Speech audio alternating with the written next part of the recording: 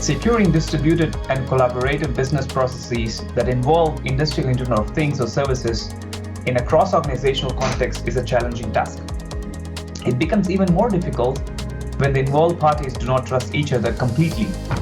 This keynote presents some real-world use cases where there is a need to enforce cross-organizational business processes without a trusted third party.